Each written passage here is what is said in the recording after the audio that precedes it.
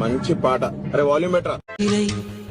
కవితనై భార్యనై భర్తనై కవినై కవితనై భార్యనై భర్తనై మల్లెల దారిలో మంచు ఎడారిలో మల్లెల దారిలో మంచు ఎడారిలో పన్నీటి జయ గీతాల కన్నీటి జలపాతాల నాతో నేను అనుగమిస్తూ నాతో నేనే రమిస్తూ